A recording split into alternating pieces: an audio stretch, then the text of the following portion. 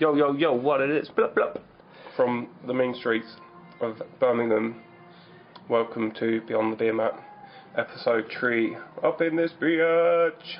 This is Matt, alright, joined by Mr. Stuart Quigley. Round of applause. Say hello, Stu. Can I do the intro now? Yeah, go on then. Yeah, so.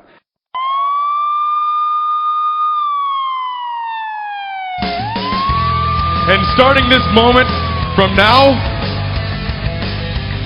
from this moment on, this will be the moment, starting now, of the genesis of McGillicuddy.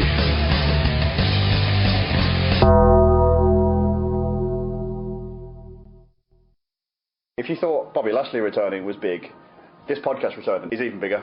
To the millions and millions of fans that are listening around the world. Three. And that's like us two listening back just to see how ridiculous this is. And then, I don't know, maybe Vince McMahon? Just on the off chance. Yeah, why not? Someone important will eventually listen to it one day. Indeed. Not excluding the current listeners. WrestleMania is as dead as, well, the crowd were at the end of that pay-per-view. Over a week has gone now. We've had that time to digest it, to feel like we've been food poisoned, and now we've survived that food poisoning and we're able to sort of confront the fears and the highs and the lows. I've watched it back multiple times. Maybe you have. Yeah, I have. Yeah. I think the easiest way to do this, we're trying to end this on a high. So we'll spend, I don't know, about half an hour talking about what we didn't like, and then maybe at the end we'll find something that we did. With that in mind, what didn't you like? And then we'll go from there. What did I not like? I wasn't greatly won over by the opening match. I think the talent in the match should have put on a bigger opener really for WrestleMania.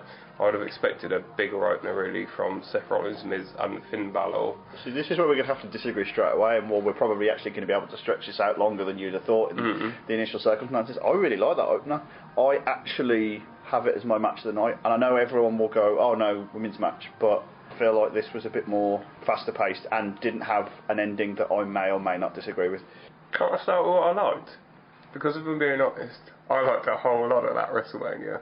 Oh no, I really enjoyed the pay-per-view. I'm not saying that we're going to spend the whole podcast talking about negative things. I just think if we get our negative stuff out of the way, then we can focus on the good. And I do actually think that in spite of, I don't know, the progression of the pay-per-view, as it were, and how it correlates with our enjoyment, I think overall it was one of the better ones. Oh, definitely, but it's WrestleMania, isn't it? So it has to be one of the good ones. I was a bit disappointed by the Bludgeon Brothers match with the Usos and the New Day. It just seemed very quick, which it was. It went on for 5 minutes and 50 seconds, which seemed really quickly for a triple threat tag team match. The Bludgeon Brothers were obviously going to come across strong, which they did, because ultimately they won it. But you didn't really see much from the New Day or the Usos. Yeah. Otherwise, it really was the Bludgeon Brothers. Like, genuinely speaking, we haven't got the times on this because we've got the match times, but not the entrance times. But I feel like the New Day's entrance was as long as the match. Oh, midget pancakes. Yeah. When you're sitting there thinking we need an entrance for the New Day, where does your mind go other than let's get midgets dressed in pancakes? Slightly unusual. I'll tell you what was weird though. The Usos entrance, they seem to be on a bit of a hot streak at the moment with the whole Uso penitentiary and all this, like getting over on SmackDown. Their entrance, in terms of, well, relative to other people that made an entrance, it seems slightly underwhelming. They just walked out, that was it. Yeah. They didn't have the fancy VR stuff that WWE is touting. They didn't have midgets dressed as pancakes. No. They didn't have motorbikes. They just walked out. Yeah, and it's like, well, maybe they don't need anything. Maybe their gimmick is strong enough that they don't need a fancy entrance. Because their entrance for the Usos is comparable to AJ Styles, the best in the world apparently. He just walked out to his music, which, if you've got that much charisma, you can pull it off essentially. But still a bit touch and go with the Usos. I would have expected more. Where do you draw the line though, in the sense of, and I've got the perfect example for you here, how come your man Finn Balor doesn't come out in the face paint? If this is a big event, this is a next level, you're supposed to be like, oh, this is a huge show, we're going to put on a spectacle, and that includes your entrance, right? But the problem then is, everyone can't have one. So where do you draw the line? Well, in relation to the Finn Balor comment, old Vinnie Mac has said that he's going to save the demon gimmick only for special occasions when it's likely that Finn Balor will actually win a belt and do something, or do something important at least. Spoiler alert then, when he comes out in the face paint, basically. Yeah, pretty much. That's how it's going to be, isn't it? You're going to know he's going to win if he's wearing the face paint and all garbed up. Is that a double-edged sword then? And I don't really want to sound too harsh on this, because actually the thing he did with his entrance was quite cool, but it wasn't it was a very different style. Mm-hmm. But if you're going to say that we're only doing this when it's special, does that not instantly make you go, oh, so the OC title's not special then? I don't think it's relative. He only had a 1 in 3 chance of winning anyway. Oh yeah, but simply from take the politics out of it, so to speak, and just have it as a almost kayfabe way of looking at it and going, Finn Balor will only come out in that when it really means something to him and when it's a big occasion. So if he doesn't come out, then that sort of subtly puts over the idea that it doesn't mean that much to him. Therefore, the OC title doesn't mean that much, or as much as it could. Because he still had the potential to win the match, didn't he? I'm nitpicking like a bastard here, but if it's only coming out on special occasions, then do you not sort of handcuff yourself to the idea of every time he doesn't do it, you're already detracting from the match before it's even started? I would have thought so. You would have thought WrestleMania is the biggest stage of them all, so why did he not have the face paint in the first place? Mm-hmm. You're only going to go downhill in terms of pay-per-views from there anyway. It's not a knock on the Intercontinental Championship. No, it's not. I know, like I say, I'm nitpicking like a bastard. It's just when you got something like that in your locker, the fact of when you choose to use it, it's almost like that whole phrase of like, it's the words you don't use, or it's the notes you don't play, it's the times you don't use the face paint that sometimes stand out more than when you do. Either way, I didn't really get it anyway, if I'm being honest. I didn't get his entrance. I didn't understand. I understand you had lots of people come out with him, they had the rainbow flags and the rainbow sort of get up, and Finn Balor had the rainbow pattern on his, don't know if it was on his trunks or if it was just on his boots. It was definitely on his boots. But I would have thought if he's going to be an advocate for gay rights or whatever it was supposed to be related to, why was there not more of a build-up in advance? Why was this not noted?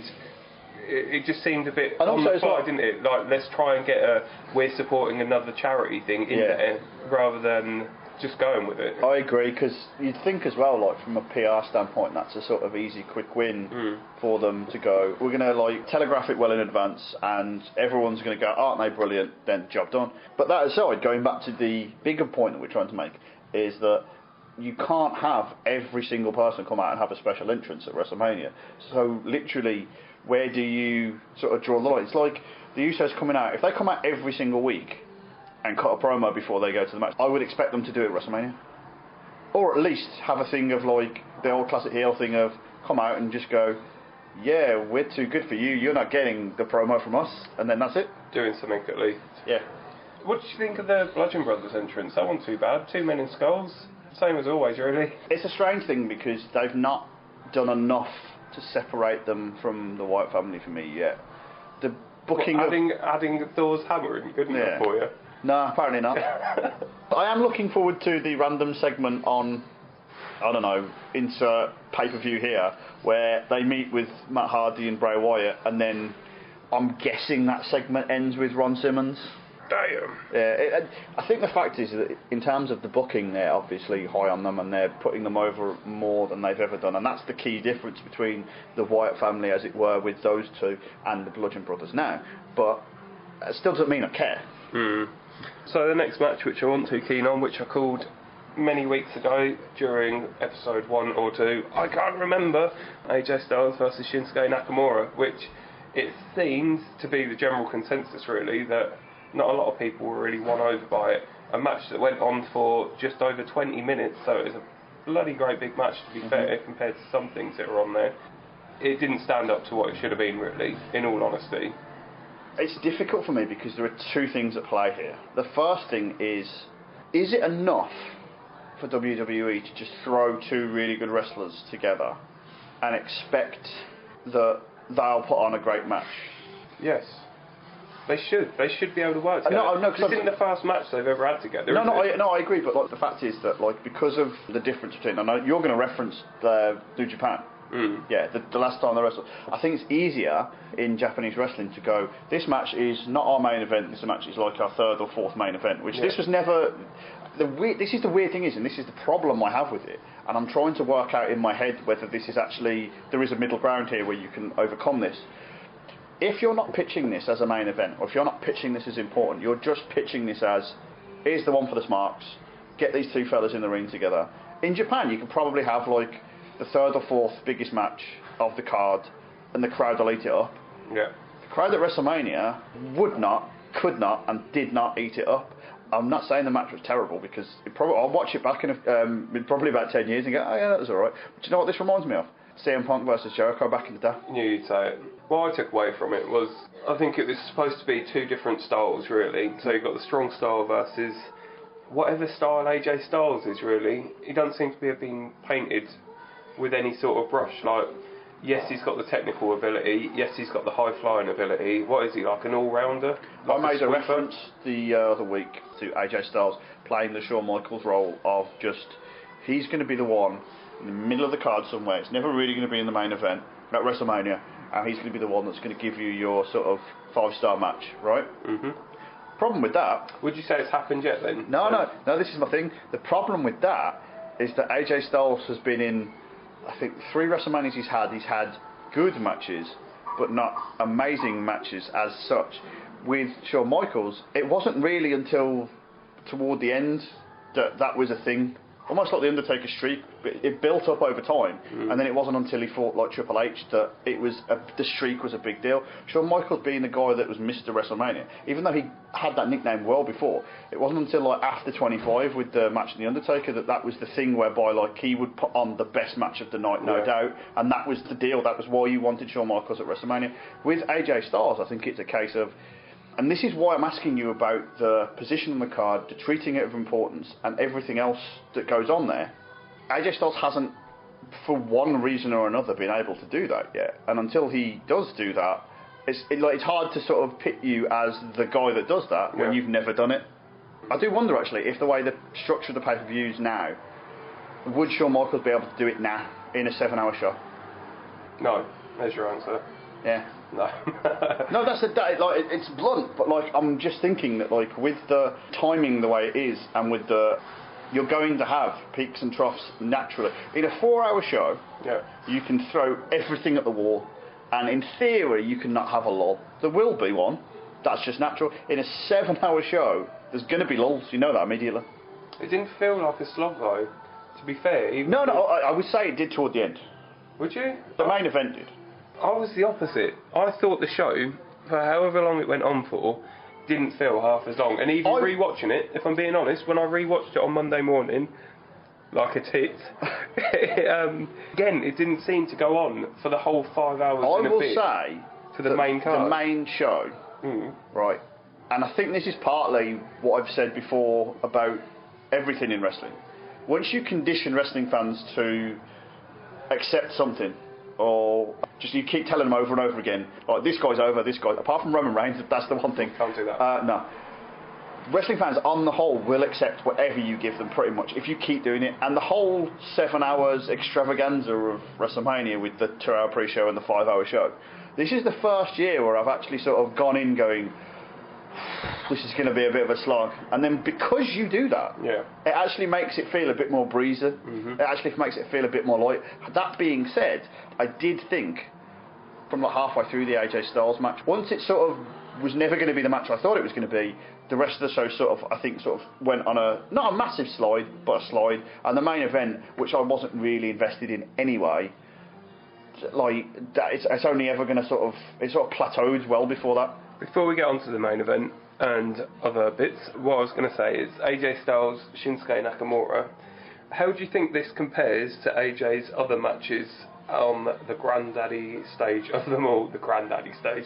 The granddad stage of them all. The granddaddy stage of them all, where your granddad just keeps being racist to everyone. Oh, wait, that's Vince McMahon. Jesus. That's the one. Everyone's granddad. How do you think this compared? So, in his first WrestleMania match was Jericho. Next WrestleMania match was Shane McMahon. Arguably the best one. I would say that, yeah. Yeah, I would as well. How do you think it compared? Because I think it's on the same level as the Jericho match. So, Would you put it any higher than the Jericho match? No. Do you remember the Jericho match? Not really. Tell you what was good at it, came out of the Jericho match versus AJ Styles or the Shinsuke Nakamura, was the ending, which is, the end of the Jericho match was Jericho won, which was like, hang on, that shouldn't have happened. Yeah. This is AJ Styles, he's over, he's only just showed up, this is He's WrestleMania. the newest babyface and he's young and up and coming. Oh wait, no, he's that old. Okay, yeah. But yeah, he should have won it, so that was the surprise at the end of that match. At the end of this was obviously, let's push Shinsuke a bit more by turning him heel at the end. Not push him, but where does Shinsuke go from here then? Just to the hill? What, are they going to have this rubber band match again? Yeah, here's a question for you then, and again, we could probably expand this, and maybe next year we'll talk about this on a bigger scale, because this is well scoped for bigger. WrestleMania used to be an end point. It feels very much now like it's a start point in the last few years, where you've got feuds that haven't really got going yet, and WrestleMania will be used as a way of sort of making it last for like the whole summer. Yeah. And that's definitely what they're doing with this. Oh yeah, of course. Now that he's turned heel, Shinsuke. I think it's a good thing that Shinsuke's turned heel. I think, yes, he was really over in NXT. He seemed to be like this. He's this foreign style with this new style that no one's ever seen before. Certainly not on American sort of soil. Since he's been on the main roster, he hasn't really been invested in or bought into by the fans as much as he could have been. That's always the problem though, isn't it? It's always the problem. It doesn't matter if you're at the top of the card or the bottom of the card. Once you get moved from NXT to the main roster, you sort of get lost in the shuffle. They don't give you enough time really for your gimmick to get over with the fans that aren't going to watch NXT. People buy you as a concept but not as a wrestler or a personality, because it's like, I love the idea of Nakamura on SmackDown, but the reality of it is we're not being given a reason to cheer him beyond the fact that, like, here's Nakamura. Well, it goes down in the annals of history as a tick in the L column for Royal Rumble winners. And then the final thing which I wasn't bought on was Braun Strowman and Little Nicky. Oh, you hated that, yeah. I didn't hate it. I liked it. I'll tell you for why. Because they're going to introduce the free bad rule, and every member of that WrestleMania crowd that was sat in attendance, they're also a tag team partner to Braun Strowman. Can I just ask, right, because we know that your man Little Nicky, as opposed to Little Jimmy, who our truth has as a tag team partner, does he become a wrestler? Little Nicholas? Yes. What, in a few years' time? Yeah. What, in That was my 18 years' time? that was my first take when I saw that. I went, oh shit, there's a guy here that has connections to the industry anyway, because if you don't know this, and this is reported like quite a few places, that he's one of the referee's kids. He is, John Cone. Yes. So it's not like he doesn't have a direct into the business anyway. Oh yeah, the foot's already in the door, isn't it? Yeah, with this now, it's like, if you're that old, I refuse to believe that if you've been given that sort of injection, you'd be like, oh fuck, I've got to do this now then, don't I? Unless you really hate the business, in which case, why would they give him that opportunity? Yeah. Well, he's the youngest champion ever in WWE. That won't be beaten. Do you know who number 2 is? Paige? Oh, for a men's title. Oh, right, okay. Not Randall Orton. No. It's one of La Resistance. Oh, old Rene Dupré. Yeah. 20 years and 10 months. Jeez. Yeah. What were you doing when you were 20? Probably wanking to Rene Dupré. Yeah, likewise, to be fair. I like that, because as soon as I said the word wanking, you were like, oh, that's the end of the sentence. No, I have to add on something terrible. The weird thing about this is that and this is an example of why I said before that, like, a surprise like this is a good thing for the show, because it will inject some sort of mystery. We don't know this. The problem with a mystery is that there's no consensus, and it will always be, if any of the things that we talked about might happen, like Rey Mysterio, Batista, all this, all that, there'd be someone going, oh yeah, well, it could have been this instead. Well, do you think they missed a beat by bringing Nicholas in? I think, given what we spoke about with the crowd and how the crowds can affect the show, and how it's a long day, I think what we're going to see more and more is sort of, not necessarily spots like this, but just ways of popping the crowd and keeping them alive. And this was very much one of them. It's a long day. Yes, it is. Yeah. Okay, so let's move on to some of the more positive things, shall we? Let's stop being so negative about WrestleMania. WrestleMania. Can I be, like, I've got one negative thing. Have you? Oh, it's just been me being negative. Yeah, exactly. Oh, yeah. sorry. I've sort of addressed all my negativity, because there was, like I said, there wasn't loads. Yeah. My negativity is the main event. We watched that at a local drinking establishment. It was about 5 o'clock, and I think what happened was, and this is, I'm going to put some of the blame firmly on myself here, was that I was checked out of it before it had even begun. It could have been a 5-star match for all I knew. That being said, it wasn't a 5-star match, and I think the problem here is, did WWE put themselves into a terrible corner in the case of there wasn't an obvious out? Whichever result... There was an obvious out.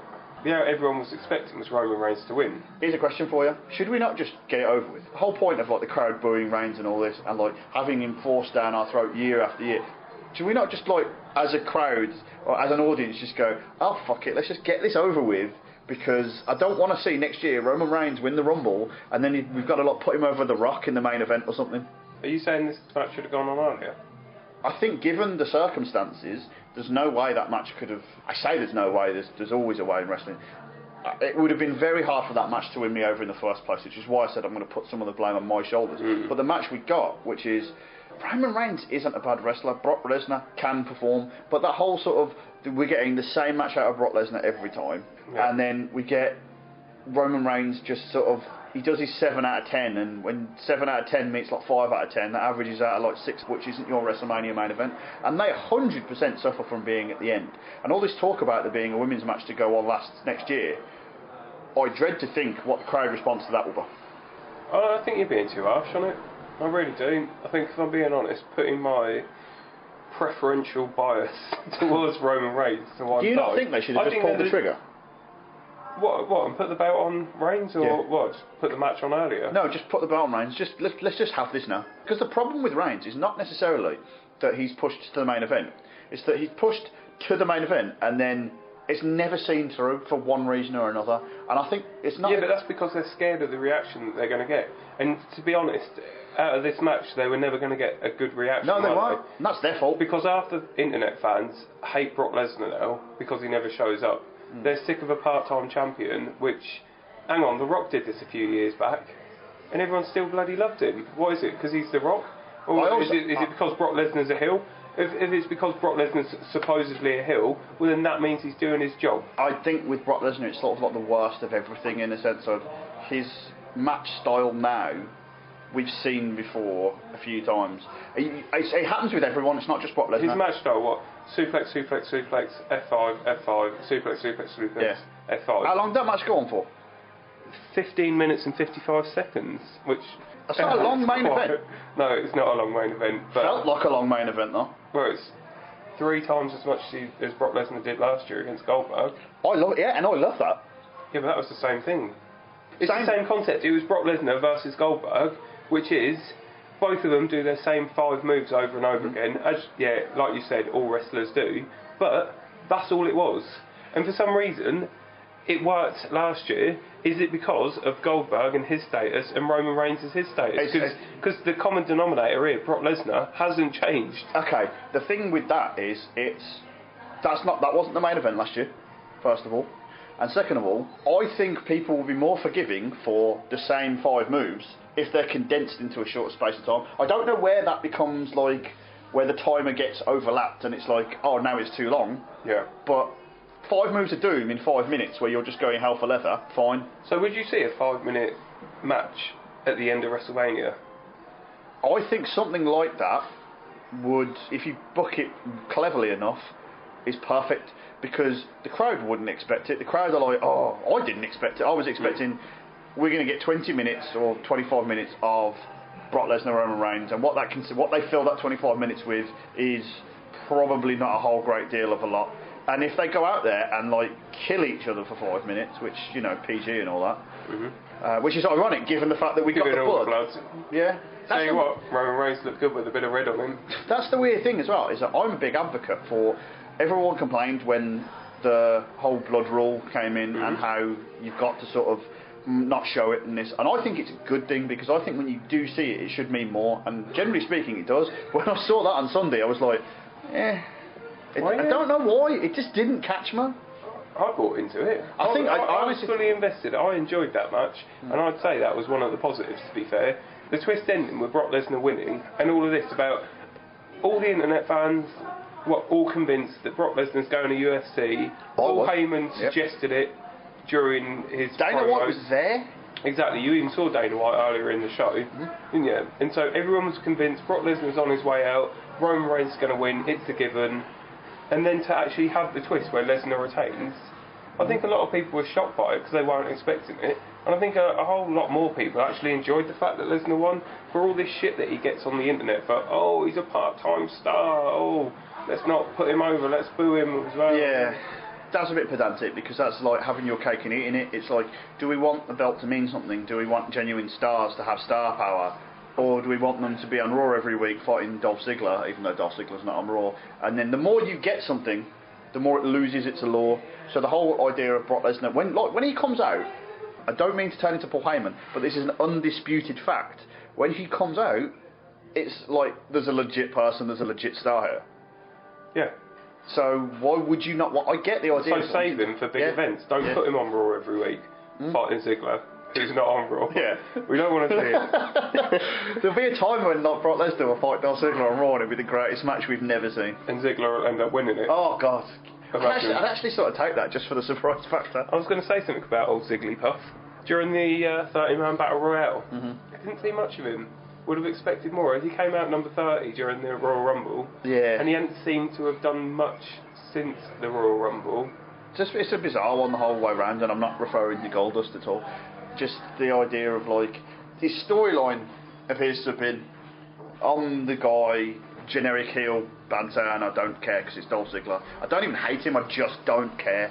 And then 30th man in the Royal Rumble after relinquishing the US title, and then nothing, and then that. It's like, Was it a punishment? Possibly. Do you think it was a punishment? Maybe. A rather weak elimination as well. It's just sort of, oh, he's there and he's gone. Yeah.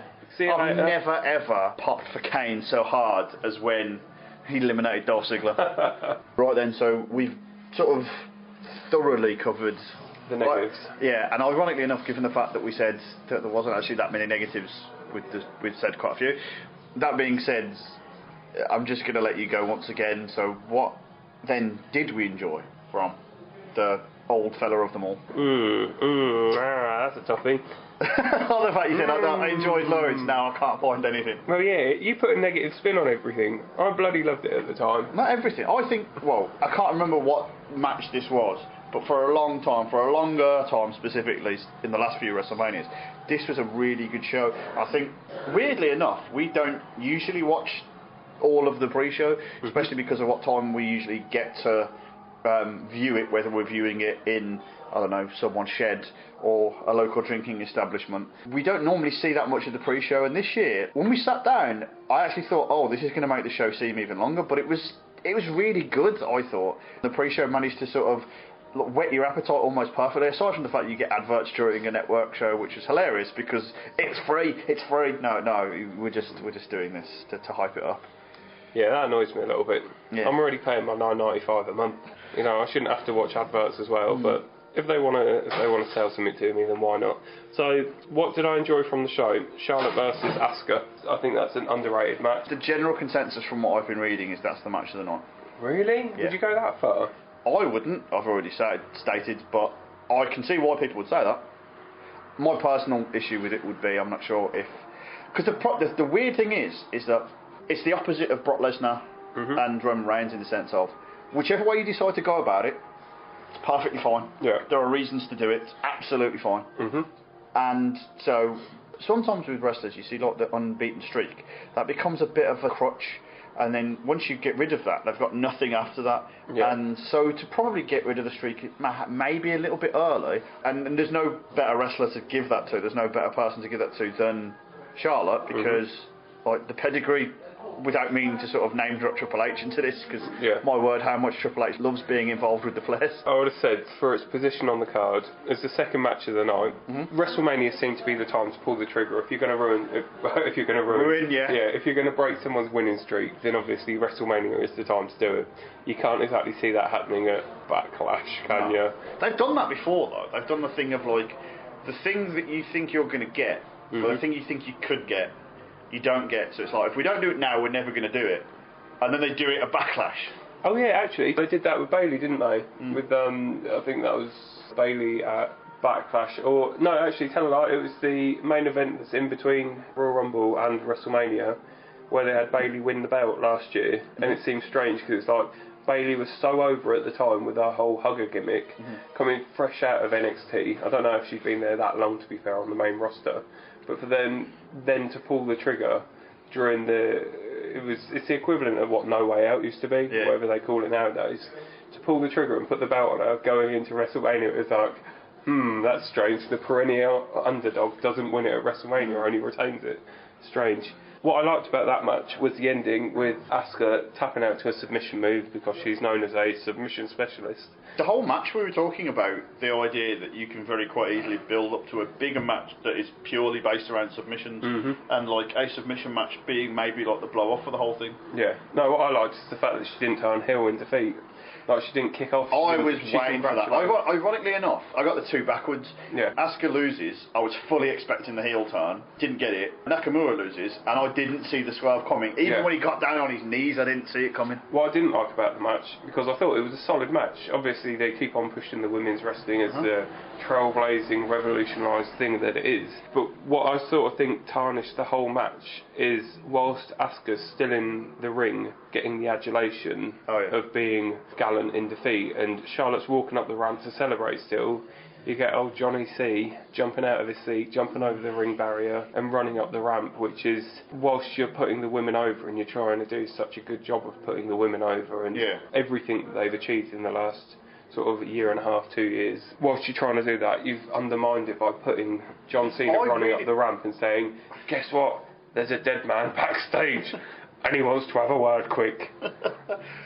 And I think you used the word specifically undermine, and I really... They did. They took the tarnish. Here's my only argument, and I'm not trying to massively defend it, because ultimately I'm more in agreement with you than not, but here's the only thing I would say about that, is because it's like Charlotte versus Asuka, because it's face versus face, because it's almost like, in that midst of her losing streak, you say it's taking away from adulation. I would think, and I'm giving them perhaps far more credit, that they did that to sort of go, we need to just sort of distract from the fact that she's just lost. Would you say that? Because they could have done this at the end of the next match, which was the Fatal 4-Way. Jinder, the Viper, Randy Orton, Bobby Roode and Rusev Day. Yeah, they could have done it then. They could have had Cena just run out, Jinder's won the belt, no one's really happy with it. Yeah. But on the plus side, hooray, Jinder won. But why not have bloody Jinder Mahal celebrating in the ring? Everyone else has already disappeared. Yeah. You know, had Cena run out then? I think, okay then, is there an argument to say that if you do it then, because Cena's sitting in the crowd, there are more people watching Asuka versus Charlotte or paying attention to it, so more people will know that Cena's gone backstage, versus that where like there'll be some people that won't know. If no one's watching it, how do you know what happens? Are you saying the Fatal 4-Way was the piss break match? Possibly. There's no greater example of a match which meant nothing. That when Jinder Mahal won the title, you, I, and the other gentleman we were watching the pay-per-view with just burst into laughter. It was good. That was the right result. That's what. That was definitely the right result. I can't think of a match that like. No, I'm going to go back to your earlier point. Okay. I think, yes, it's John Cena. Yes, you need to show his face lots of times on WrestleMania. They showed it a lot of times, to be fair. It wasn't just in between matches. We say that only because we watched the pre-show as well. But it was mid-match that they're doing it. They did it during the bloody IC title match. They showed John Cena sat in the crowd just like, hi everyone. I love the fact they tried to sell the idea of he was clapping for the Cruiserweight title match. It's like, yeah, John Cena puts over the Cruiserweight. Yeah. It's like, no, the director backstage is the one that chose to cut him.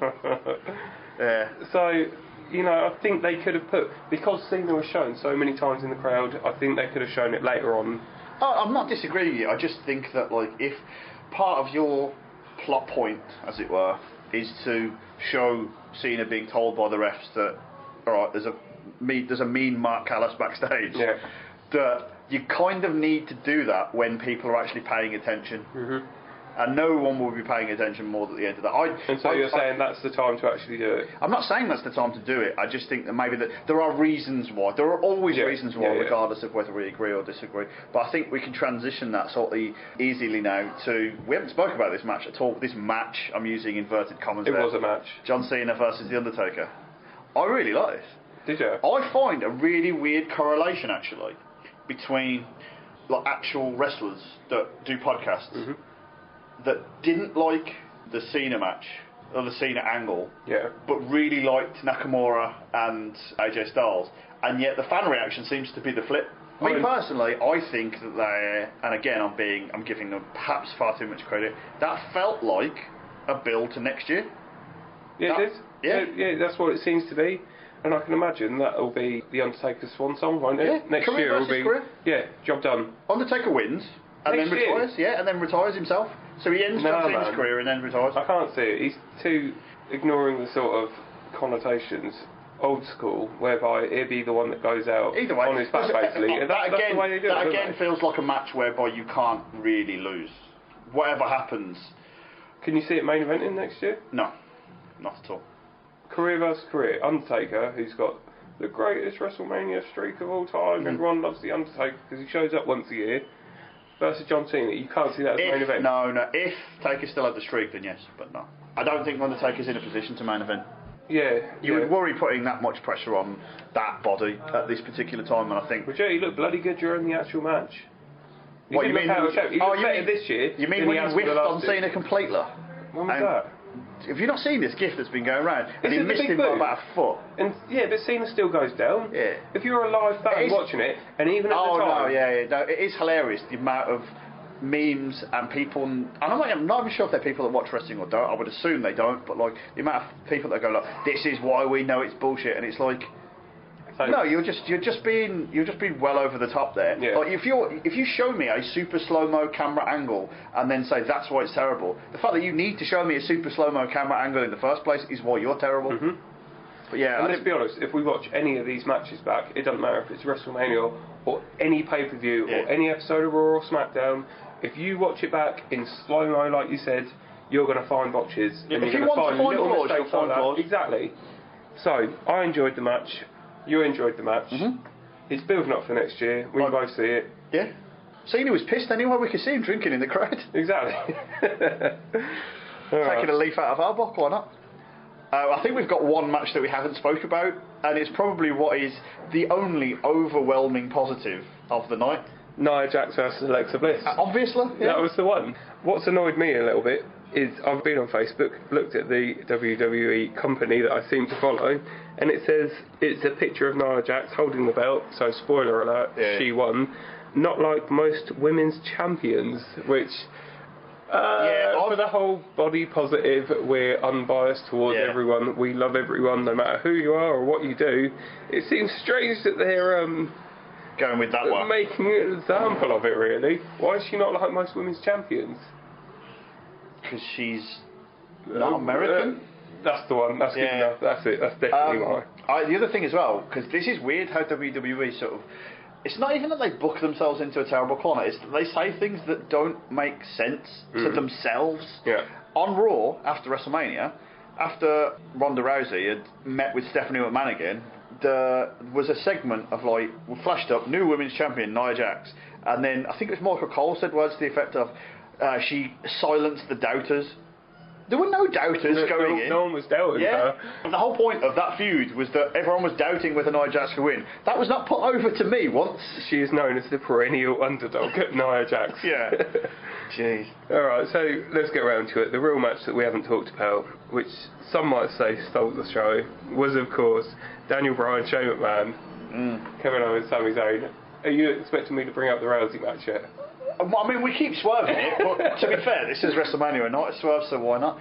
The thing for me that I find hilarious about this is that, like... I'll tell you what I find fucking hilarious about it. What, the fact that Sami Zayn lost? The fact that Sami Zayn had to fucking tap out. You bastard. That whole match, I think the problem is that whole match will have been, or whatever plans will have been thrown into chaos with Daniel Bryan's return. As soon as that happened, this match changed. This match became whatever they were planning to put in this slot. It became all about let's put Daniel Bryan over, which is weird because he's the most over person of all time right now. And plus, for a match that went on for 15 minutes and 25 seconds, he was out for the first 7-8 minutes of the match. Yeah. To be fair, wasn't he? It's a strange one for me because, like, for as much as like I am one of the biggest Daniel Bryan marks ever, and just that he speaks to me on a level that, like, as a wrestling fan, this is what I watch wrestling for. Boo, you fucking marks. Boo. It's funny that even with all that being said, this match sort of after the event sort of washed over me, and I don't even really like remember it. And I think I was maybe sort of leaning far too heavily towards the idea that there'd be some sort of angle whereby Shane or Daniel would turn.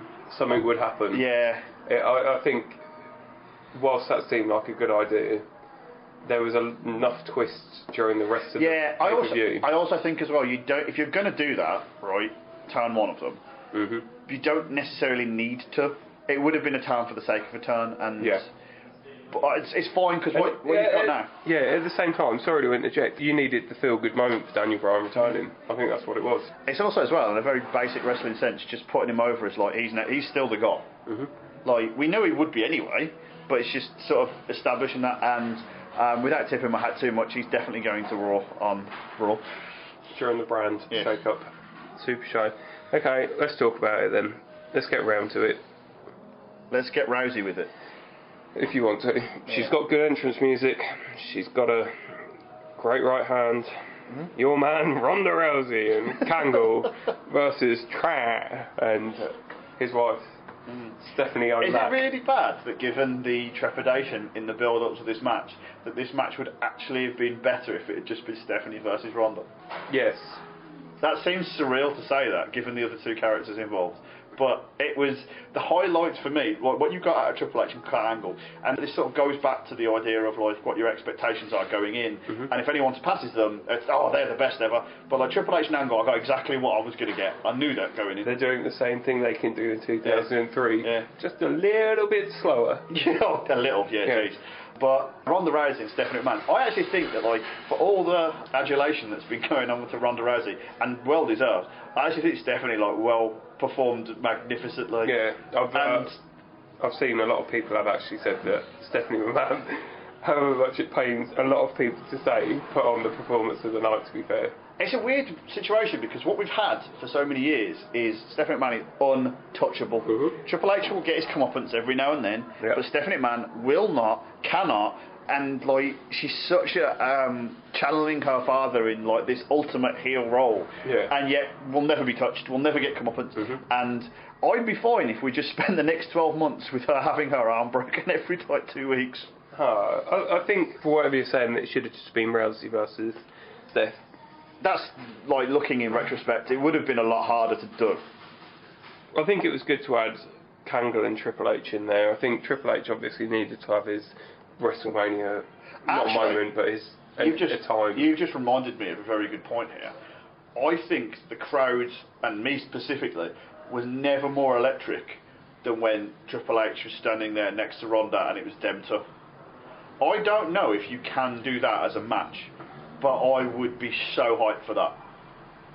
I think, unfortunately, and it's probably because I'm a misogynistic asshole, that unfortunately putting Ronda Rousey over that strong to actually square her up to Triple H. But she did though. I know, but I'm not buying it in the same way that China might have done it to people in the past. I think her background in the UFC adds a little bit more credibility to that. And I'm not saying you have to like throw her in the ring with Triple H, but like, if you're telling me, like, oh no, we've used him as an example again, I might as well fucking use the example as again.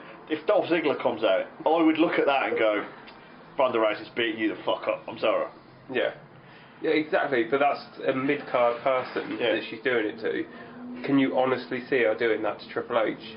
All she has to do, if they're going to book it, which again, I don't think they will, all she has to do is put up the classic good showing. Yes, so I think going back to what I said earlier, Triple H and Kurt Angle, I think it certainly helped that match. It went on for 20 minutes. I think if you didn't have that, whilst you're saying Ronda Rousey versus Steph would have been a decent match on its own, it seemed like Kurt Angle and Triple H were the filler, really. Yeah, they were like the foundation from which that sort of match was able to... It's the breadcrumbs you need to put in every sausage, really, to keep it together. The binder, if you will. I couldn't ever see Ronda Rousey versus Stephanie McMahon happening as a one-on-one match. I think we might get that. I think what you're going to get, if you actually put that match, you've got a 12-minute match where half of it is Stephanie McMahon running around the ring, trying to get away, being a shitheel, giving her a low blow. That's how you book the Triple H match. It's Ronda Rousey versus Stephanie McMahon, but Triple H is your surrogate who sort of ends up doing most of the stuff. What, being the shitheel manager, essentially? Almost, yeah. Again, I don't know if they go that far with it. I think what was the worry going into the show was that here was a woman that had legit star power, but if she can't do fuck all, then we can't do anything with her. And now it's like, oh, all those amazing possibilities that we thought of the Royal Rumble are now open. I'm going to take the superstar Billy Graham standpoint on this. Obviously, Here we go. the week after WrestleMania, everyone's got an opinion. Us particularly, that's been going on for a very long time now. Mm-hmm. Billy Graham said he's taken my standpoint, which makes me feel even more of an asshole, where he said Ronda Rousey has been put over like Superwoman, essentially, like you do for most people, which is, it's understandable. And the internet fans, God, I love having a go at them. All I do is have a go at them. They sort of agreed with him and said, you shouldn't have made her such a star. You shouldn't have made her stand up to Triple H. How are we in this era where we can't build stars, and then we build one, and then we're upset with it? Exactly. Well, what annoyed me about what his comments were, where he basically said, you can't have Ronda Rousey being pushed that hard that fast, otherwise she's going to get booed. Essentially like Roman Reigns does, which I don't think is going to happen. It's a good point, but it's not going to happen. I don't know what the disconnect there is. On the one hand, I agree with like, oh man, you really are pushing her hard. On the other hand, it's like, literally any woman could have taken that place. I don't mean any woman as in any woman could have done it. I mean it as in any superstar could have taken that place. Jax. You could have brought anyone out. Yeah. As long as you're... That's the whole argument. As long as you're booked appropriately and you're booked correctly, anyone can fill the slot of the whole Superman gimmick, I can't be touched, I'm going to beat everyone and kick out of their finishers. And so it's annoyed me that he said that, and it's annoyed me that everyone's agreed with him for some reason. I agree with that too. Internet fans have agreed with him. I agree with that. Is a good point. However, certain people will not look good in that role, no matter how good you book them. Ronda Rousey looks good in that role because we saw her in the UFC break people's arms within like 30 seconds. That's why that works. Roman Reigns gets booed because he's being portrayed as this underdog that won't get over with the corporate entity that is Vince McMahon and Triple H. And the reason why that doesn't resonate is because that's not the truth. Daniel Bryan got over because of the opposite of that. Ronda Rousey works because when she's booked as this ultimate ass kicker, we already know that's what she is. Yeah. Is there anything else in the immediate aftermath of WrestleMania that you quickly want to just touch on? Like perhaps a Money in the Bank cash-in on SmackDown, or perhaps old Bobby Lashley coming back? No. Oh man, you're sandbagging me worse than Brock Lesnar in the main event. Carmella cashed in, which is good because we were expecting that on the show actually. Oh yeah, of course. Yeah, during the actual WrestleMania, yeah. we were hoping for that. Well, I don't think we were hoping for it, but we're just expecting it. We're trying to sort of at least like predict the what WWE are going to do. But no, it is what it is, and it works in a way because you have that new faction debut. It's a faction, it's a tag team, and then you have a cash in. There's storylines going on, and this is why I say like WrestleMania used to be the end. Now it sort of appears to be like the very start of everything. I would like a storyline to run from WrestleMania to WrestleMania, but that's just me. Carmella did get a WrestleMania payday though. Yeah, she was in the 30-woman. And that was the other reason why we thought she was going to cash in, because she got dumped out early. Like exactly, yeah, you were expecting something, weren't you, really? Yeah. I think it ties into our whole shithill gimmick. Look at me, I'm going to cash in at the opportune moment. So, yeah. James Ellsworth on Twitter just was something along the lines of, yeah, you should have name-checked me and said thanks. Jeez. So Carmella cashed in, old Bobby. Came back, happy days. Do you know what was really disappointing for me in all of this? Like Bobby Lashley returned and he didn't have his Titantron that said like softly spoken, hard hitting. Did he have that in the If you go back, look at his old Titantron. His old Titantron used to include the word softly spoken in it. If I ignore everything that I ever saw in TNA, whoosh, that's me shoving it to one side. All I remember is him coming out during like a V-show pay-per-view saying I've got too high levels in my liver or something like that. Oh yeah. Whereby he was basically on steroids until they were kicking him out the door. I remember he said something about his enzymes. I remember him having a very good match with John Cena at the period of time where loads of people were having good matches with John Cena, but it wasn't John Cena that was doing it. It was. It's just one of those. It's like, do we need Bobby Lashley back? Not necessarily. Does Vince McMahon need Bobby Lashley back? Absolutely. Yes. Either way, it'd be one of those. I actually like the idea that there were when he left, and now you forcing all these TNA-ness to one side. There's actually like a lot of people on this roster that he hasn't faced before, so I'm fine with it. Doing a quick Raw retrospect then, Raw/SmackDown retrospect. One thing that has ground my gears. One thing that grinds my gears, I think, is the only way of saying it. I don't think you can do a past tense of that. So the thing that's grounded my gears. Yeah, okay, fair enough. Is The Paige thing. What, as GM? Paige retired at Raw and then showed up at SmackDown, and I think, given the most recent sort of retirees on Raw, Daniel Bryan, Edge, I think you're pulling on the heartstrings of fans, where I think it's a bit shitty if you then have someone retiring on Raw, only to show up the next night on SmackDown as the SmackDown GM.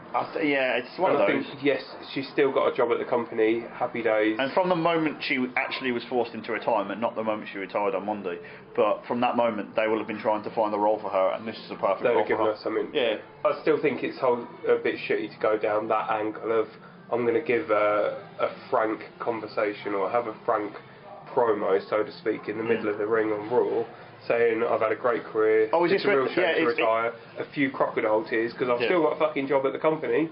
See you tomorrow night, everyone. In fairness, you say crocodile tears, but like there must be legit emotion there with everything. Oh yeah, if you're going to spend your whole life training something, and then all of a sudden it's not a fact of, I want to be a professional footballer, I can't kick a ball, I'm shit at my job. If you've actually reached that pinnacle and that top stage, and then it's taken away. Yeah, there's nothing worse. It's the whole, what's the phrase of, it's better to have loved once than to have never loved at all. It's basically, she's achieved her dream and then it's taken away, than to have never achieved her dream. I think in a career sense that doesn't resonate, that doesn't work.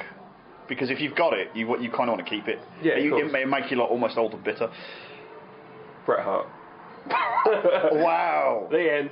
Yeah, I was going to say, we talk about like slamming endings. That's like, I think Hulk Hogan slamming Andre the Giant, and by the way, we do need to check out the Andre the Giant documentary. I've heard many good things about that. What you just did with Bret Hart, that was a bigger slam to end this than that was to end that pay-per-view. And that was WrestleMania 3. This was WrestleMania 34. This has been Beyond the Beermat. Thank you for listening. Goodbye for now.